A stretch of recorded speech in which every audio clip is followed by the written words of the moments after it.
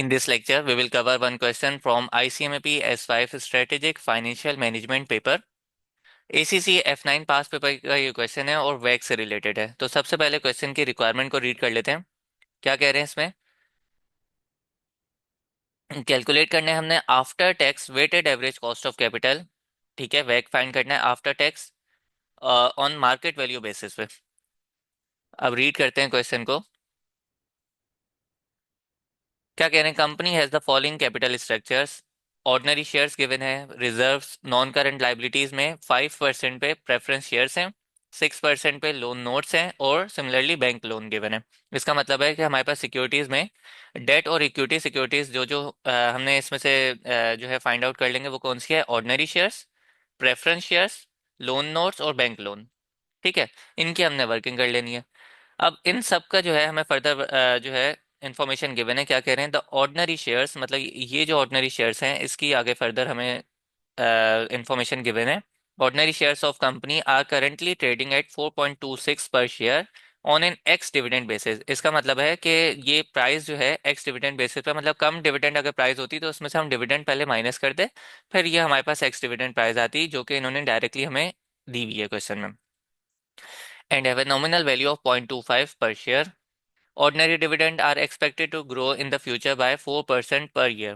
ठीक है, जो हमें डिविडेंड ग्रोथ मॉडल के थ्रू ये हमने इसका डिविडेंड फाइंड करना है। ठीक है, कॉस्ट फाइंड करनी है, कॉस्ट ऑफ डिविडेंड। तो उसमें जो जी होता है ना वो हमें कैलकुलेट करके दिया हुआ है यहाँ पे 4% का पर ईयर, वो हमें फाइंड नहीं करना। And a dividend of 0.25 per share भी गिवन है। इसका मतलब है लेटेस्ट डिविडेंड जो है वो भी गिवन है और यहाँ पे लिखा हुआ भी है per share has just been paid. इसका मतलब है कि ये पे अभी हो गया है। उसके बाद हमें क्या कह रहे हैं? The 5% preference shares have an ex dividend market value. Similarly यहाँ पे भी x dividend market value given है, वो कितनी है? 0.56 पर शेयर। और इसकी भी नॉमिनल वैल्यू गिवन है 1 पर शेयर की, और ये शेयर्स जो हैं वो इरेडीमेबल है। तो इससे हमें पता चल गया कि अगर रिडीमेबल होते हैं तो उसकी वर्किंग थोड़ी सी डिफरेंट होती है। ये शेयर्स जो हैं इरेडीमेबल वाले हैं। इसकी मतलब कॉस्ट कैसे निकलेगी? डायरेक्टली निकल जाएगी। मतलब अगर मैं केपी निकालूं, कॉस्ट ऑफ प्रेफरेंस शेयर्स, तो कैसे आएगी? Dividend upon market value of preference shares. फिर उसके बाद हमें 6% पे लोन नोट्स गिवन है कंपनी के, आर करंटली ट्रेडिंग, वो कितने पे ट्रेड हो रहे हैं? 95.45 पर लोन नोट्स। और सिमिलरली ये भी एक्स इंटरेस्ट बेसिस पे गिवन है। And will be redeemed eight there nominal value of 100 पर लोन नोट्स इन 5 ईयर टाइम्स। ठीक है, तो इसका जो हम कॉस्ट निकाल रहे होंगे वो आईआरआर के थ्रू निकाल रहे होंगे, उसकी भी वर्किंग में देख लेंगे। फिर बैंक लोन गिवन है, फिक्स इंटरेस्ट रेट गिवन है इसका 7%, और हमारे पास कॉर्पोरेट टैक्स रेट गिवन है 25% का। तो स्टार्ट करते हैं अपने क्वेश्चन को। और सबसे पहले जो हमने वर्किंग अंडरस्टैंड की हुई है, जिस पे मोस्टली हमारे क्वेश्चंस जो हैं कवर हो जाते हैं एक सिंपल सी वर्किंग पे, वो कैसे है? हमने सबसे पहले यहाँ पे मार्केट वैल्यू ले लेते हैं। ठीक है, मार्केट वैल्यू को जब हम कॉस्ट से मल्टीप्लाई कराएंगे इसकी, मतलब कि यहाँ पे क्या है? कॉस्ट।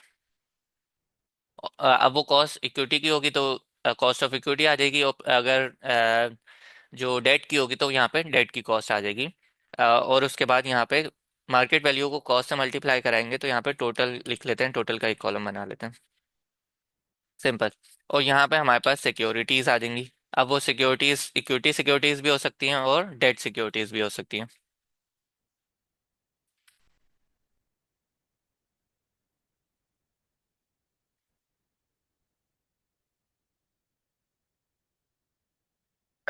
यहाँ पे जो अभी तक हमने सिक्योरिटीज रीड की थी वो कौन कौन सी हैं? एक तो ऑर्डिनरी शेयर्स है, फिर preference shares, loan notes, bank loan. चार तरह की हैं: ऑर्डिनरी शेयर्स, प्रेफरेंस शेयर्स, फिर उसके बाद लोन नोट्स हैं, और उसके बाद बैंक लोन है। ठीक है, ये हमारे पास सिक्योरिटीज आ गई। इनका यहाँ पे सब हम फाइंड करके टोटल फाइंड कर लेंगे, और यहाँ पे जो हमारे पास कॉस्ट आ रही होगी यही हमें फाइंड करना है, परसेंटेज में जो भी होगी। अब इनकी मार्केट वैल्यू के लिए एक वर्किंग ओपन कर लेते हैं। यहाँ पे वर्किंग वन परफॉर्म कर लेते हैं। वर्किंग वन क्या है? मार्केट वैल्यूज फाइंड कर लेते हैं। मार्केट वैल्यूज यहाँ पे आ जाएंगी।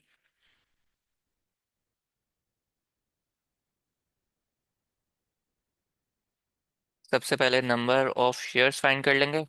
नंबर ऑफ शेयर्स को जब मैं पर शेयर की प्राइस से मल्टीप्लाई कराऊंगा, और वो पर शेयर की प्राइस हमें एक्स राइट वाली प्राइस चाहिए होती है, कम डिविडेंड वाली प्राइस हो तो उसको पहले उसमें से लेस कराते हैं हम, डिविडेंड या इंटरेस्ट वाली अमाउंट।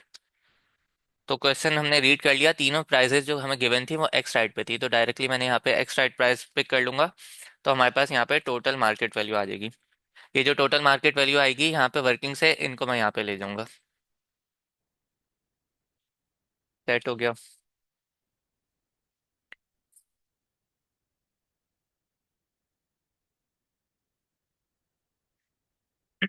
अब सबसे पहले ऑर्डिनरी शेयर्स की बात कर लेते हैं। Ordinary shares of company are currently trading at 4.26 per share. ठीक है, तो ये हमें पर शेयर की प्राइस दे दी है 4.26, एक्स डिविडेंड प्राइस यहाँ पे गिवन है क्वेश्चन में।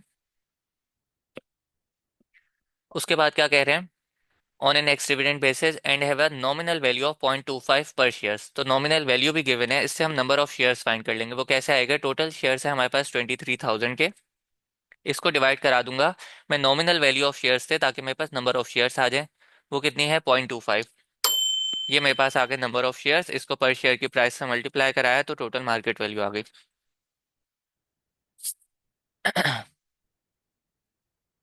इसको हमने यहाँ से पिक करके वर्किंग से यहाँ पे ले आए हैं अपनी मेन वर्किंग में। अब हमें कॉस्ट फाइंड करनी है इसकी, तो वर्किंग टू परफॉर्म कर लेते हैं। कॉस्ट ऑफ इक्विटी, जिसको हम के ई भी बोलते हैं।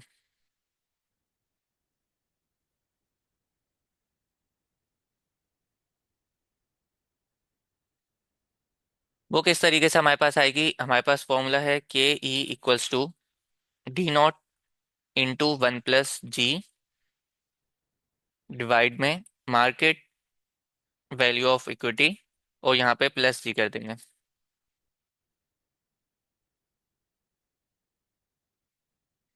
तो अब देखते हैं क्वेश्चन में हमें क्या क्या इन्फॉर्मेशन गिवन है। हमें चाहिए डी नॉट। डी नॉट क्या होता है, लेटेस्ट डिविडेंड। ठीक है, उसके बाद हमें चाहिए होगा यहाँ पे जी। ठीक है, तो दोनों चीज़ें क्वेश्चन में जो थी वो गिवन थी। डी नॉट है लेटेस्ट डिविडेंड, और वो हमें क्वेश्चन में दिया हुआ है ordinary dividend are expected to grow in the future by 4% per year, ये हमें दिया हुआ है जी। तो पहले जी लिख लेते हैं, 4%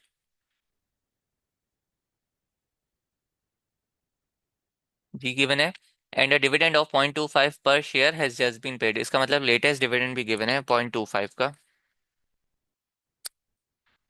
और मार्केट वैल्यू इक्विटी तो हमने यहाँ पे वैल्यू पिक कर ली हुई है 4.26 की। तो इसको सॉल्व कर लेते हैं, D naught 0.25 into 1 + g, question में गिवन है 4% का, डिवाइड करा देंगे market value of equity question में है 4.26 की, और प्लस कर देंगे इसमें जी।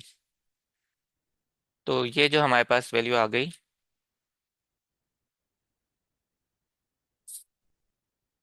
10.10 की। तो यहाँ पे हमने के ई फाइंड कर लिया है 10.10 का। इसको परसेंटेज में करके पॉइंट्स में कर लेते हैं।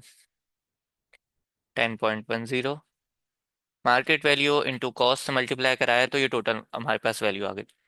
अब उसके बाद हमें क्या गिवन है, ये हमने ऑर्डिनरी शेयर्स की जितनी भी वर्किंग थी सारी परफॉर्म कर ली है।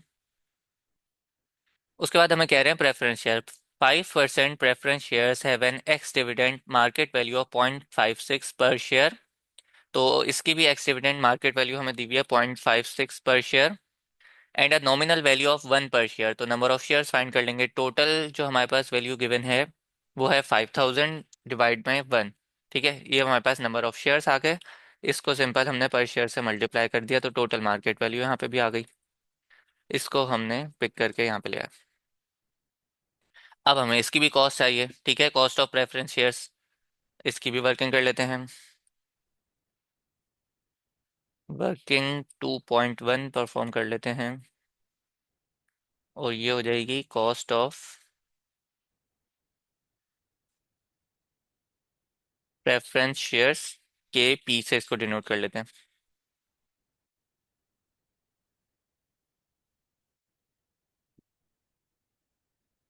अब अब यहाँ पे cost of preference shares find कर लेते हैं, K P. Cost of preference shares equals to dividend upon market value of preference shares. तो डिविडेंड यहाँ पे फाइंड कर लेते हैं, डायरेक्टली नहीं गिवन। प्रेफरेंस शेयर्स है हमारे पास 5%। ठीक है, और इसको मल्टीप्लाई करा देंगे नॉमिनल वैल्यू से। तो नॉमिनल वैल्यू यहाँ पे 1 की है, 1 से सिंपल इसको हमने मल्टीप्लाई करा दिया। और मार्केट वैल्यू अभी हमने ऊपर फाइंड की है, मार्केट वैल्यू पर शेयर 0.56 को पिक कर लेंगे।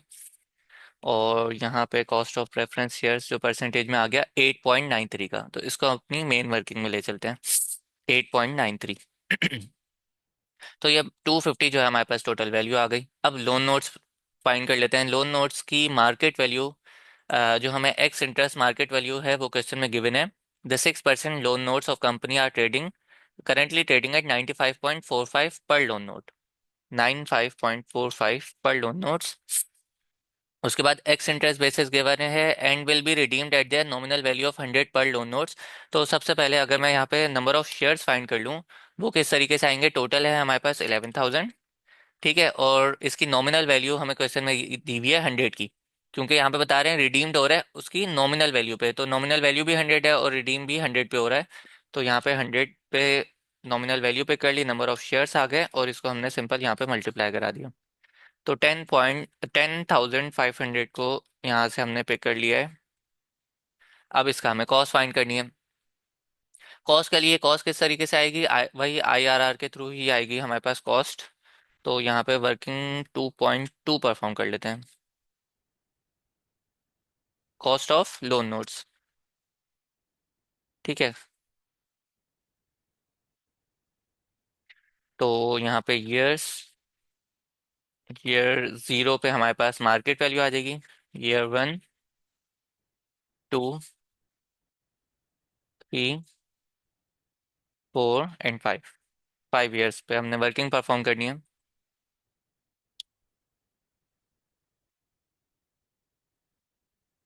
तो सबसे पहले यहाँ पे मार्केट वैल्यू पे कर लेते हैं। मार्केट वैल्यू ईयर जीरो पे यहाँ पे माइनस में आ जाएगी, 95.45 पर शेयर की मार्केट वैल्यू थी, वो हमने पिक कर ली। अब यहाँ पे हमने पिक करना है इंटरेस्ट, और उसके बाद हमने रिडेम्पशन की अमाउंट। ठीक है, इंटरेस्ट जो है वो हमने पोस्ट टैक्स पे लेना है। तो सबसे पहले इंटरेस्ट की अमाउंट फाइंड कर लेते हैं। 6% लोन नोट्स है, 6% इंटू नॉमिनल वैल्यू क्वेश्चन में गिवन है 100 की। ठीक है, 100 से मल्टीप्लाई कर दिया, ये आ गया इंटरेस्ट। इसको पोस्ट टैक्स कर लेते हैं, मतलब 1 माइनस टैक्स रेट कर देते हैं इसमें से, तो ये पोस्ट टैक्स हो जाएगा। ये टोटल यहाँ पे हमने 5 ईयर्स तक ये इंटरेस्ट की अमाउंट आ जाएगी, और रिडेम्पशन ईयर एंड 5 पे हो जाएगा, वो होगा 100 पे।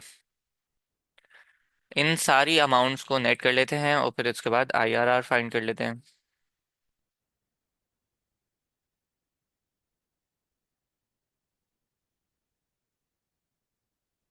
ठीक है, ये हमारे पास नेट हो गए अमाउंट। अब यहाँ पे आईआरआर फाइंड कर लेते हैं, और मैं यहाँ पे एक्सेल का लेवरेज लेते हुए डायरेक्ट यहाँ पे आईआरआर फाइंड कर लेता हूँ, वरना वो दो अलग अलग हम क्या करते हैं, जो वर्किंग करते हैं, दो अलग परसेंटेजेस चूज करते हुए। खैर, यहाँ पे आईआरआर आ गया 5.57, इसको हमने पिक किया और यहाँ पे ला के रख लिया 5.57। ठीक है, ये टोटल अमाउंट आ गई। अब सिंपल लास्ट में हमारे पास बैंक लोन बचा है। बैंक लोन की वैल्यू जो है यही मार्केट वैल्यू है 3,000। इसमें कोई चेंजेस नहीं आते, वरना मैं यहाँ पे इसको भी वर्किंग में परफॉर्म कर लेता। खैर, इसकी कॉस्ट कितनी है वो क्वेश्चन में दी हुई थी 7% की। ठीक है, लेकिन इसके ऊपर भी टैक्स रेट अप्लाई हो जाएगा 25% का। 7% इंटू 75% कर देते हैं डायरेक्ट इसको। 1 माइनस 25% करेंगे, डायरेक्ट 75% कर देंगे, एक ही बात है। इन सारी अमाउंट्स को अब कर लेते हैं टोटल। यहाँ पे भी टोटल कर लेते हैं और डिवाइड कर देते हैं। तो ये 9.94 जो है हमारे पास weighted average cost of capital जो है इस क्वेश्चन में आ गया। आई होप ये क्वेश्चन अच्छे से समझ आ गया होगा। ऊपर यहाँ पे हमने इसकी सारी वर्किंग में मार्केट वैल्यूज फाइंड कर ली थी, और फिर एक एक करके हमने इनकी कॉस्ट फाइंड कर लिया।